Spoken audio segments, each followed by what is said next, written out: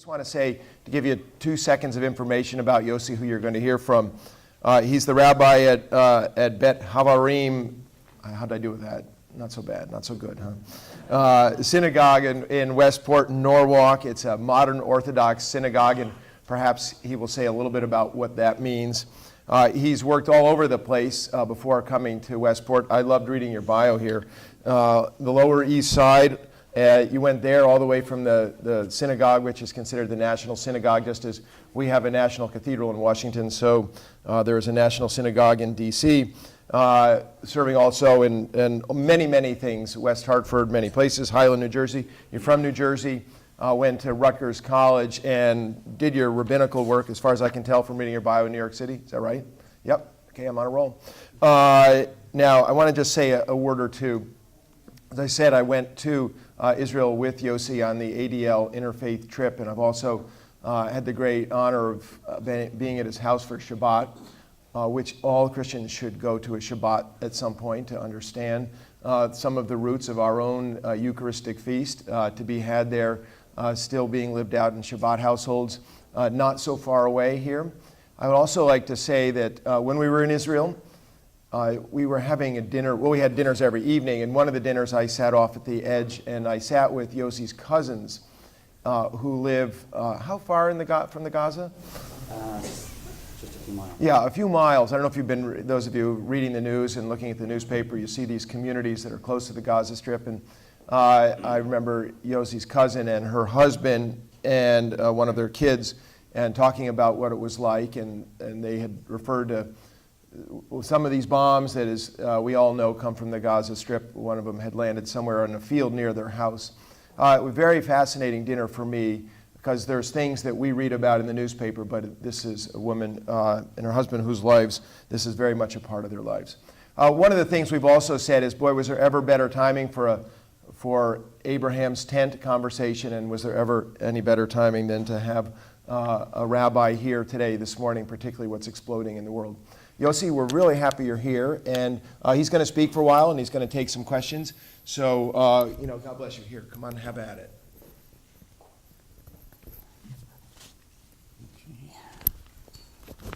Thank you so much. It's really a pleasure to be here, and it's really a pleasure to come. This is the second time now I've been here at St. Mark's.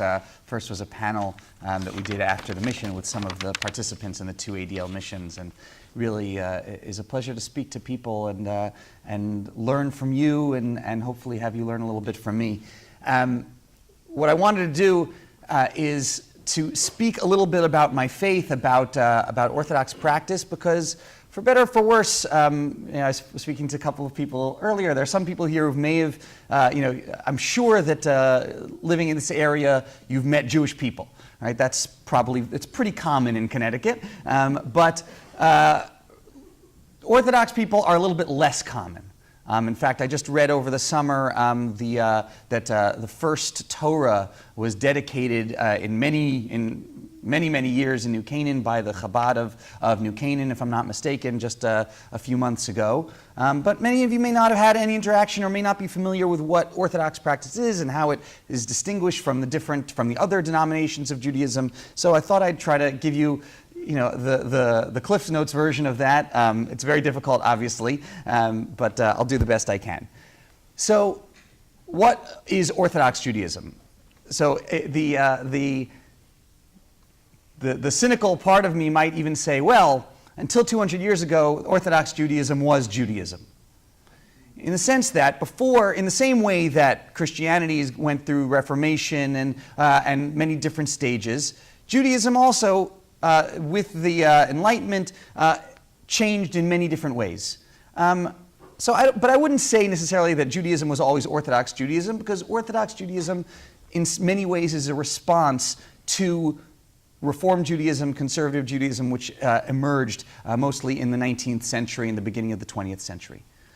But it is traditional Judaism in many ways. It is the most fundamentalist in some ways, but even that has a lot of degrees and a lot of factors. There's a lot of different types of Orthodox people. Let's see, how many people have seen Fiddler on the Roof? Most. All right, good.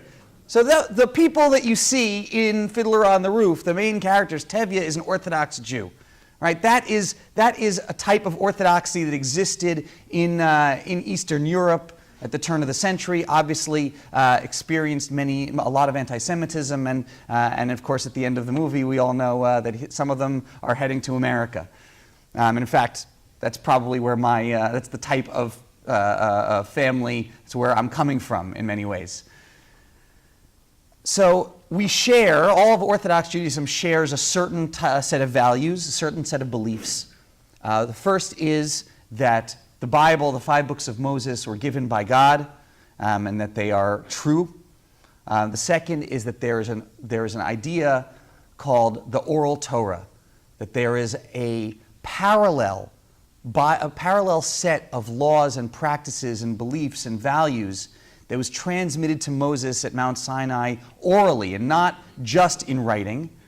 And that has a great influence on our practice today, partially because, as anybody knows, when I first started learning the oral Torah, which is contained, or at least they try to contain in the books of the Talmud, when I was first taught it, I was taught, well, you remember that game you used to play when you were a little kid, telephone? So God told Moses this whole set of things. And then Moses taught it to Joshua. And then Joshua taught it to the judges. So just like when you play telephone, things get lost in transmission a little bit. So that's a little bit what's happened. And the Talmud is an attempt to record, an attempt to reconstruct what that oral Torah is.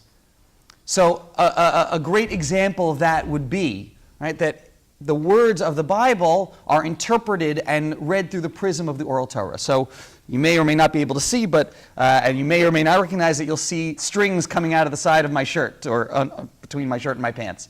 Right? That is a fulfillment in Jewish practice of the verse that says, "You shall put fringes on the four corners of your garments." So in Jewish practice, in Orthodox practice, only a garment that actually has 4 corners gets these fringes. So I don't have these fringes on my shirt. I don't have these fringes on my pants. I don't have these fringes on my yarmulke. I only have it on a 4-cornered garment that I wear underneath my shirt. You'll also see that not everybody has. You'll see the blue string that's mentioned in that verse as well, right? So these are interpreted in the way, even the way in which these knots are tied is part of this oral tradition. And so that gives us much of our practice. The differences between the different streams of Orthodox Judaism are many. Most of them have to do with the amount of engagement with the modern world and with the secular world and with the non-Jewish world that you have. Peter told me about his son spending some time in Williamsburg in Brooklyn. And one part of Williamsburg is an ultra-Orthodox enclave. This is a group of people, a community, that views its role as very insular, that views its role as really not caring about the rest of the world. I say that and it's going to sound pejorative, and that's because that's my approach, is that it is a negative. But in their mind, it's not. In their mind, their role is to keep to the Torah and to Jewish law as strictly as possible without mitigating it, without having any influence from the outside world. And they do the best they can. Again, is it right? Is it not right? I'm not here to judge them. It's not who I am. So there are what we call Haredi or ultra-Orthodox communities that function most like Catholicism, if you'd have to say it, in the sense that there are leaders that make pronouncements, that make decisions for the entire community. Most of Orthodox Judaism is a little bit more democratic, in the sense that there are leaders of communities, and leaders of communities, rabbis, are empowered to make decisions for their communities that may be different from what a different community might decide. I'll give you an example of that. In Orthodox practice, during worship, and again, depending on the stream, sometimes this expands to other areas as well. But in our practice, during worship, men and women are seated separately. The reasons for that is to keep concentration, to encourage people to keep concentration on God and on their prayers. But the way in which that separation is done may differ based on these different streams. In some Orthodox congregations, the women's section is placed in a balcony and sometimes even behind a curtain. In our congregation in Westport, the men's and women's sections are divided exactly the way where this video camera is, in the sense that there's an equal number of chairs on either side, and the divider between men and women is even, and enables, in our opinion, the women to be more participatory in the services, and not to make them feel second class. And that's important to us. It's a value that's important to us, but it's a value that's trumped in many Orthodox communities by values of modesty. You may have read, if you read the New York Times regularly, you may see some articles about expressions of modesty, which is a euphemism for people being for women not being seen in many ways. And that's a difference in the practice.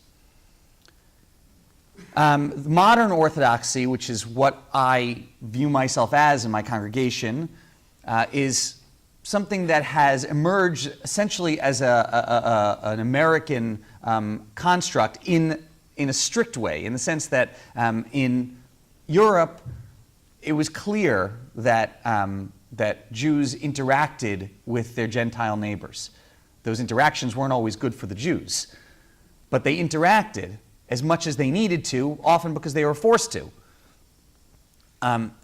In the modern world, that you don't have to. You can make your own choices about that.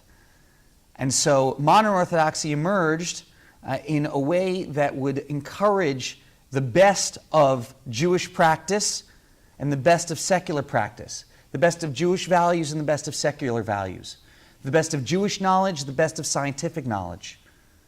And one of the things that emerged was a concept that is the motto of a university called Yeshiva University, which is an Orthodox university, an Orthodox Jewish university. It's located both in Washington Heights in Manhattan, as well as in Midtown around 34th Street. Their motto is called Torah Umada. Torah, Bible, and wisdom. Meaning not that the wisdom of the Bible is important, and the wisdom that we can gain from secular literature, from science, from psychology, from medicine, all these different things are equally important. By the way, I should mention that even though that's a modern Orthodox approach, even the ultra-Orthodox don't behave in a way that you'd, I guess, associate with like Amish of rejecting technology, rejecting modern medicine. That's not done. And that raises its own issues sometimes. So there's all kinds of practices. And Orthodox life is governed by certain practices. Those practices include prayer 3 times a day, the wearing of certain distinctive clothing. Again, and those are depending on the stream and depending on the type of person, it might be more or less observed, as with any religion. People are going to observe more or less than their brothers and sisters. When I wake up in the morning, I put my yarmulke on my head. I wash my hands, or I don't just wash my hands for cleanliness, but I raise up the water in a ritual that I think Reverend Walsh saw me partake in a number of times. I pray with phylacteries on, or tefillin in Hebrew, which is, again, the way that we understand the verses about binding the words of the covenant as a sign on our hands. And throughout the rest of my day, it's governed by Jewish law. When I eat something, I make a blessing. When I'm finished eating, I say a different blessing.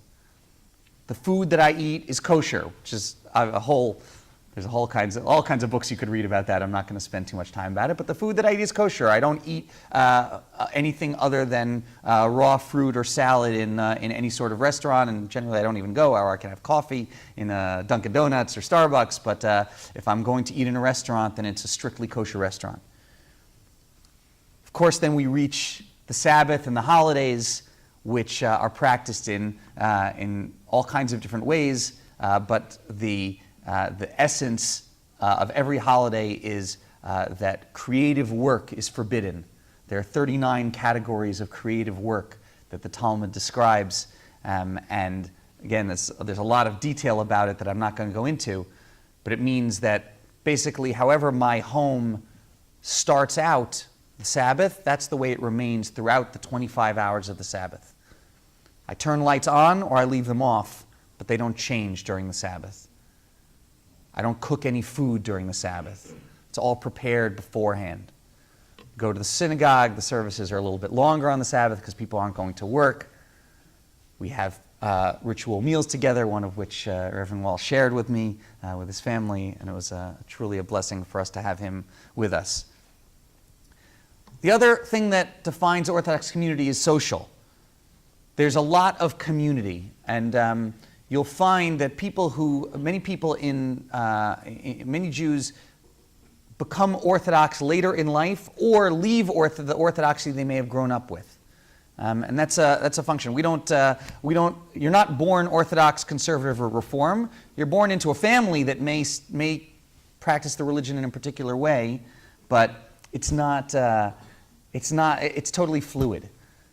So a lot of people who become Orthodox later in their lives find that the community, the social aspects, the way in which the Sabbath meals are celebrated, with community, with family, with friends, is something very convincing and very powerful for them. And those who leave Orthodoxy, those who may have grown up in the Orthodox community, often say that the thing that they miss the most is that social community aspect. Politics tend to unite Orthodox Jews. I'm sure you've read a little bit about how that may have had I don't know if it really had an impact on the latest election, but some people wanted it to have an impact on the latest election. But it's far from uniform. There are Orthodox Jews who are liberal, Orthodox Jews who are conservative in their political views. The one thing that does unite, I would say, the vast majority of Orthodox Jews is Israel and Zionism. And that obviously is something that's relatively new in our lives. It's older than me, but it's something that I was born into. I was born into a family that was not Orthodox, but for which Zionism and Israel was an important part. My father was born in Israel. So Zionism is something that unites the majority of Orthodox Jews today. Again, as with everything, there's exceptions. Every year in May or early June, there's a parade down Fifth Avenue called the Salute to Israel Parade. I think they actually changed it to the Celebrate Israel Parade this past year. And if you go to this parade, you'll see a really, really wonderful, positive, happy event. But there's always one little enclave of 40 or 50 people with dark black suits and black hats and usually only men. And those are anti-Zionist Orthodox Jews. They don't comprise the majority of Orthodox Jews. They're a very small minority, but they exist. Again, I want to point that out so that you understand that the Orthodox community is so far from monolithic. To meet one Orthodox Jew and see the way he or she practices is not to say that you could say anything about any other Orthodox Jew that you meet. Some Orthodox Jews are going to attend synagogue for every one of those 3 services every day, every one of those 3 prayer services, and others will do it on their own in their homes or wherever they happen to be. There are afternoon service quorums, groups that get together in office buildings all over Manhattan. There's a couple in Stamford. There used to be one in Westport. It's fallen apart for a host of reasons.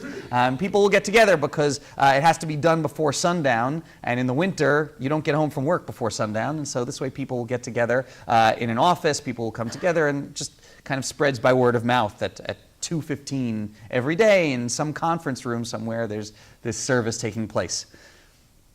Even if you head to Yankee Stadium or Citi Field, you'll see them near the kosher food stands, usually during the 7th inning stretch. Check it out next time you go. It's also a good opportunity to get the hot dog. So that's the best I can give you in a nutshell about, oh boy, I've already used 15 minutes here. So I was hoping to keep it as short as I can to give a lot of time for questions. And obviously, as Reverend Walsh mentioned, there's a little bit of an elephant in the room in terms of what's going on, and I want to allow time to answer any questions about that. But although I do have to add that I am far from a politician, I'm an individual, I'm a rabbi, I'm not somebody who can give you all that information. So I wanted to try to very quickly shift the conversation a little bit to Israel, but not to those questions, to understanding Israel as a Jewish state, because that's the essence for me of what makes Israel so important. And if you see when President Obama spoke a couple of years ago, the right wing of Jews and Zionists got very upset because he talked about the 1967 borders and people felt that was indefensible, and there's all kinds of conversations about that. But one of the things that President Obama said in that speech was that Israel should be a Jewish state, that Israel should be recognized by its neighbors as a Jewish state. And what does that mean? Does that mean it's a state in which the majority are Jews? Okay, well that's the case now. Demographically it's changing. There's all kinds of questions about how that would happen. But how do you have a Jewish state? How do you have a state that is not theocratic? That's not the kind of Jewish state that Jews all over the world want. And I'll give you an example of why that is. There are two issues I wanted to mention very quickly to help you understand this. First of all, I want you to know that the religious makeup of Israel, if you've never been, or if you were not aware, is in terms of the Jews of Israel, I think it's about 80 to 85% would define themselves as secular, as non-religious, non-Orthodox, non-observant. Right? And again, there's a spectrum. For many of the secular people, they practice many of the same things that Orthodox Jews practice. There are many secular people who pray, put on phylacteries, go to their synagogue and go to services, but they're not strictly observant. There are many secular Jews who don't mix meat and milk and don't eat pork. It's hard to get it in Israel, but that's another story. There are many secular Jews who have a Sabbath dinner every Friday night. There are many secular Jews who go to services in synagogue every Saturday morning. The difference between them and me is that when they come home from synagogue, they go to watch the soccer games, and I come home and spend the afternoon with my family in study, in prayer, in napping. So the religious makeup of Israel is very diverse. There are Orthodox Jews, and the Orthodox Jews are on a spectrum. So the two elements that I just wanted to mention are the Western Wall and controversies around the Western Wall and conversion to Judaism. At the Western Wall, which of course you all know, Western Wall, before 1967 when it was recaptured by the Israeli army, the Western Wall was simply a place where if Jews could get there, because it was restricted by the Arab governments or many other governments, if Jews could get there, then they prayed at the wall, right? They stood at the wall. You've seen pictures of Mitt Romney there, of President Obama there, of President Bush there, of many different people who might go there. You see pictures, and they stand at the wall and pray. And that's what people would do, whether they would form a quorum or not. Nothing was enforced. There was no guidelines. Simply, that's what people went to do. After 1967, the Western Wall became treated as pretty much the largest Orthodox synagogue in the world. And so there became a rabbi who was in charge of practice at the Western Wall. And they did a lot of good things. They provide lots of Torah scrolls so that any group of people that wants to use them, well, not any, and I'll mention that in a second, that wants to use them is able to do so. There's lots of scrolls. There's prayer books. You can just pull them off. When you walk down to the Western Wall, if you're a man and you don't have a head covering, then they will give you one. Usually they're kind of these cardboard things. It's a little bit embarrassing, so bring your own if you don't want to look silly, but okay. So that's how it's treated as an Orthodox synagogue. Well, what kind of Orthodox synagogue? Depends on the rabbi who's in charge of the wall at that given time. and it depends on the people who are there also. The Western Wall is essentially treated today as an ultra-Orthodox enclave. The majority of the people who you see at the wall on any given day are ultra-Orthodox, whatever that means, and it's a vague term in and of itself, but trust me that that's the case. So what happens when more modern Orthodox people or non-Orthodox Jews want to have a prayer service? Doesn't this wall belong to all Jews, is the argument, and an important argument? Shouldn't anybody who wants to pray be able to come and pray in their own way at the wall? And by the way, you should be quite aware that it is not a place that is limited to Jews. Any of you can walk up and go and pray at the Western Wall. But today, if you are a woman and you want to pray with other women and have the women read from the Torah scroll, that is forbidden at the Western Wall. Now, I say this with pain, and it is not standard Orthodox practice for women to do that. But I say it with pain because of the amount of pain that it causes my sisters. A compromise was reached a number of years ago where there is a different segment of the wall where non-Orthodox practice is allowed. That's how the compromise was reached, was separate. Sounds familiar. Again, you can Google, you can see what's going on if you Google women of the wall. And it's frightening and it's painful. But it's part of the struggle of what it means to have a Jewish state and to run a Jewish state. The second element that I was going to mention is conversion. And this also relates to the status of the non-Orthodox movements in Israel. A compromise was reached at the founding of the State of Israel with David Ben-Gurion, the first prime minister, that allowed Orthodox rabbis the control over matters of personal status: marriage, divorce, burial, and Jewish identity. The Jewish state was founded with something called the right of return, which you may have heard of. The right of return enables any Jew to apply for citizenship, for automatic citizenship in the State of Israel. Obviously raises all kinds of political questions, and that's not what I want to deal with. How is that determined? Well, civilly, from a legal perspective, you can get Israeli citizenship if you have one Jewish grandparent. Does anybody recognize what one Jewish grandparent means? It's the Nazi definition of Judaism. A Jew can get citizenship. You can be practicing Christianity, but if you have one Jewish grandparent, you are entitled by law to Israeli citizenship. Because one of the reasons for the State of Israel as a Jewish state is as a refuge for the Jewish people, as a refuge for people who may be persecuted because they're Jews. And if Hitler would have persecuted you because you had one Jewish grandparent, so you're entitled to Israeli citizenship as a result. But if you move to Israel and get Israeli citizenship based on one Jewish grandparent, and that grandparent is on your paternal side, then the rabbinate, the chief rabbinate of Israel, will not consider you Jewish, because according to Jewish law, you are not. Jewish law goes by the mother and it follows your mother. If your mother was Jewish, then you're Jewish, unless you had a conversion. Well, whose conversions? Then we get to the root of the problem. Who is a Jew? How do you decide? Who gets this citizenship? Who's entitled? Who's entitled both to citizenship and who's entitled to a normal life, to being able to marry whoever they want to marry in the State of Israel?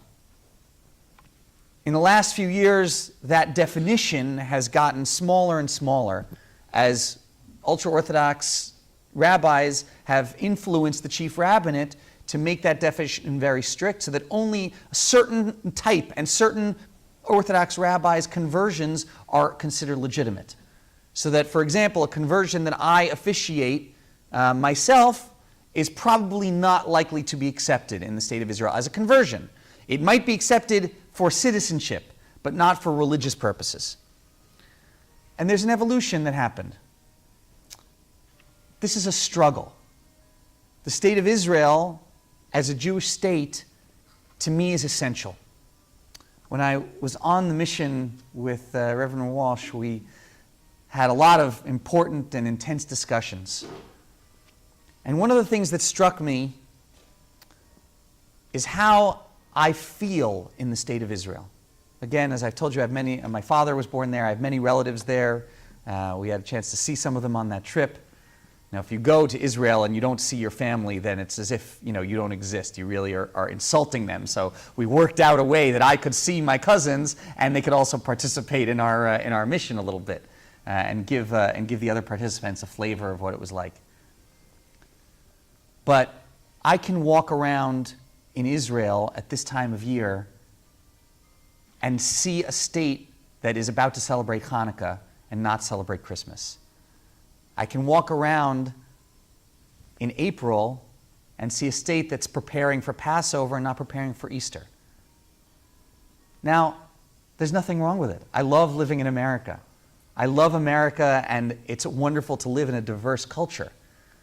But the fact that there is a place where the Jewish calendar operates, where Jewish holidays are primary, is a very meaningful and very important aspect of what it means to have a Jewish state, to have a sovereign Jewish country in this world. And it's important for me, it's important for many of my brothers and sisters.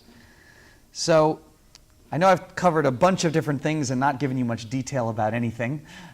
So I'm going to wrap up my remarks here. I really, again, want to thank you, and I'm looking forward to hearing your questions. And you can certainly feel free to ask about anything more specific about what I said, as well as anything I didn't mention.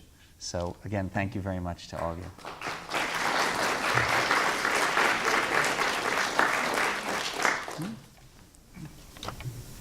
Rabbi, could you just characterize what it was like in Jerusalem in Christ's time?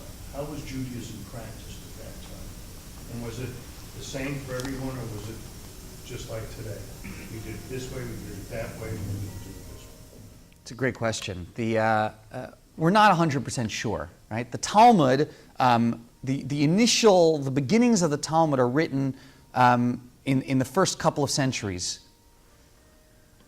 after Christ. And it's clear that Christianity at its root, at least it's clear from all the readings that I've done, that Christianity at its root was a sect of Judaism.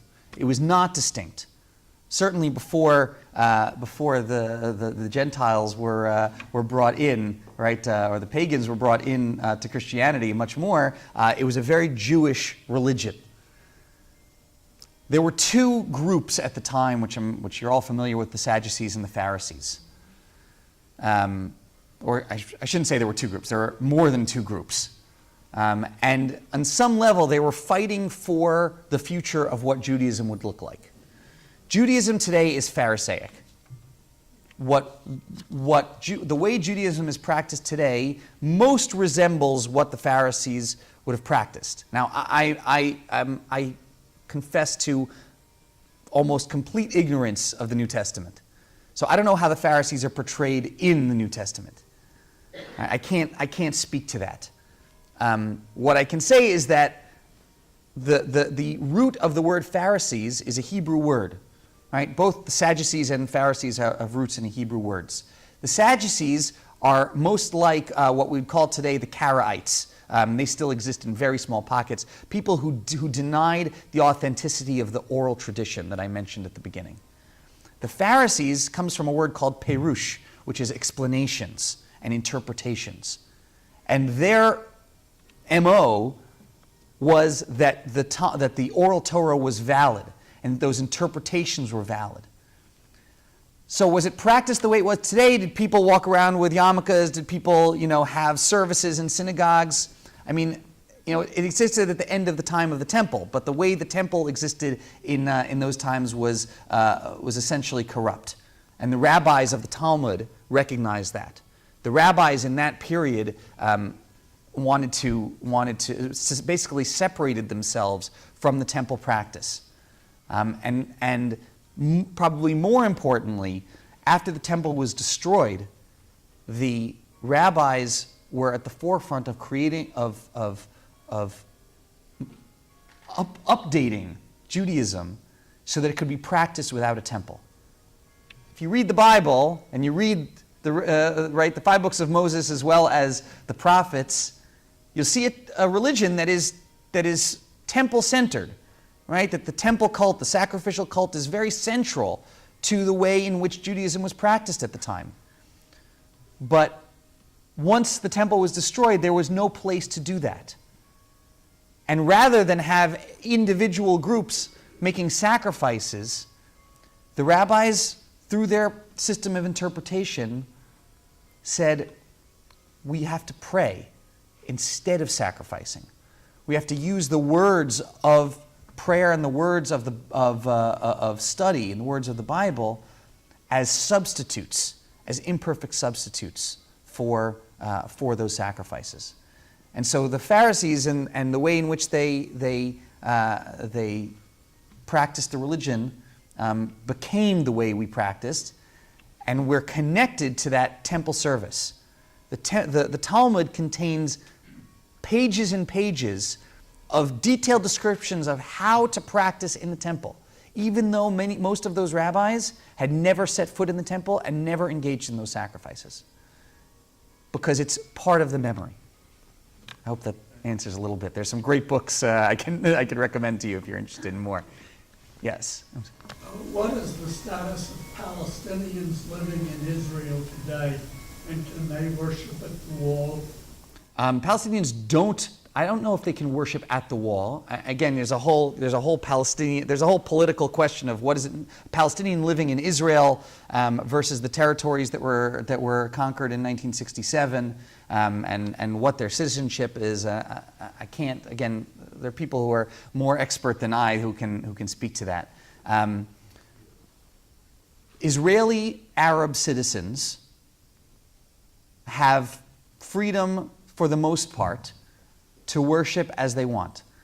I've never seen somebody who appears to be Arab, and that's a loaded statement, I know, worshiping at the wall. On the other hand, I'm not allowed as a Jew, an Israeli citizen, by the way, because my father's Israeli, I'm an Israeli citizen. I'm not allowed to set foot on the Temple Mount, which is up above the Western Wall, where, of course, Israeli Arabs are free to go, and where many Palestinians who were living in the what we call post-1967 borders of Israel, many of them do come in and worship. Again, there's a lot of political stuff going on because that's where a lot of violence often happens. I was not present, but I was in Israel at the time when the Second Intifada broke out in the beginning of 2000. And during Friday prayers, rocks were being thrown over the wall and onto the worshipers on the Western Wall Plaza. So sometimes people are limited, sometimes Palestinian residents are limited in terms of access to the Temple Mount.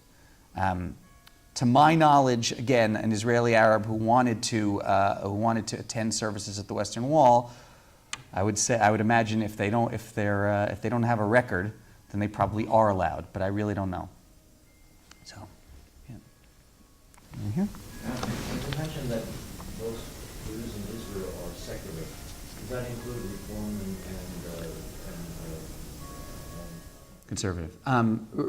Reform. The question was about reform, whether secular Jews include the non-Orthodox movements. The vast majority of Israelis are either secular, again, whatever that means, or Orthodox. The non-Orthodox movements do not have a tremendous presence in the state of Israel.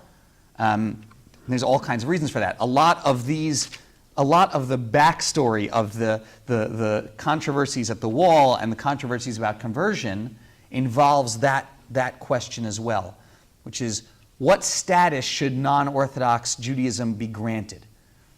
For many Israelis, the The synagogue, for many secular Israelis, the synagogue they don't go to is Orthodox. You'll hear that statement. The synagogue they don't go to is Orthodox, meaning if they're going to go to synagogue, they want to be in an Orthodox synagogue. They view it as traditional, as pure, as whatever it is that they want to view it as, but it's not, that's where they would go, right? If they want to say the memorial prayer for a dead parent, then they'll go to an Orthodox synagogue.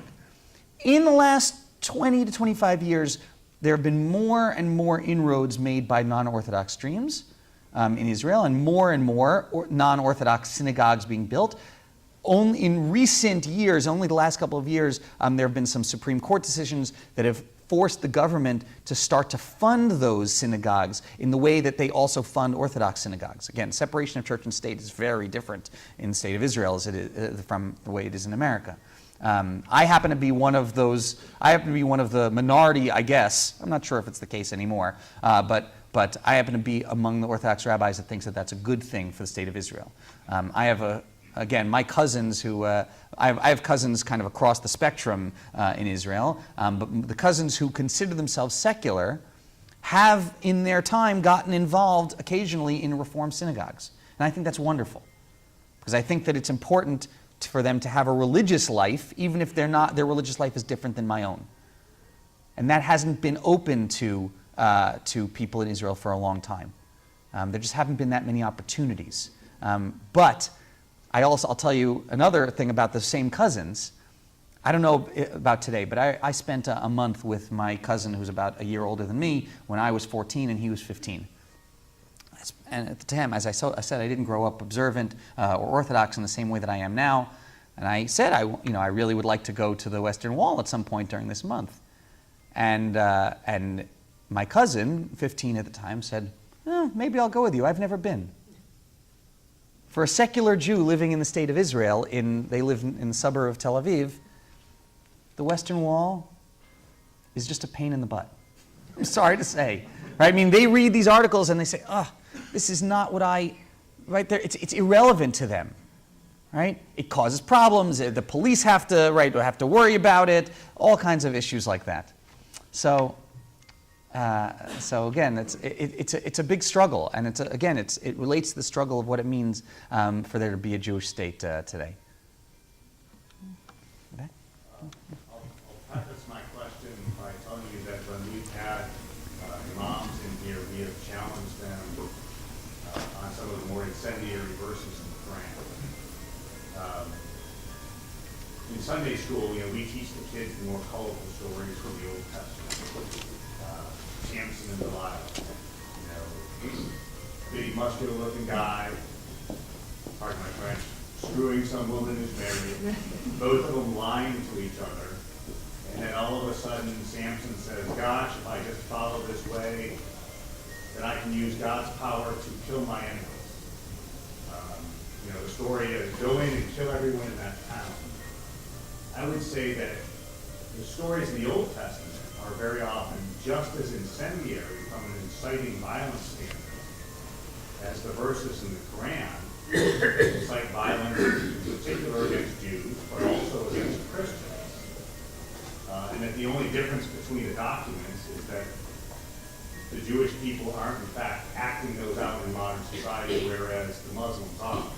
So, I'm sure there's some metaphorical meaning. I'm trying to teach this to the kids of, okay, so what do I teach them about two unmarried adults sleeping together and believing in God? So we can, I've got to go to some very metaphorical level to try and get what I would consider a Christian message in there.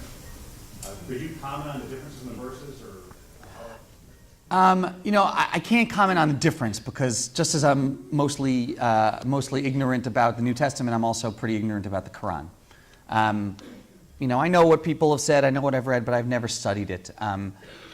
To me, one of the essential differences in terms of what you're raising is that from a practical perspective, Judaism is governed, which also leads to its own questions, I grant, is governed by the text of the 5 books of Moses and how it's interpreted by the oral tradition. The books of the prophets and the writings are not legal texts in the same way. And so to me, an essential difference is that there are cases, obviously, where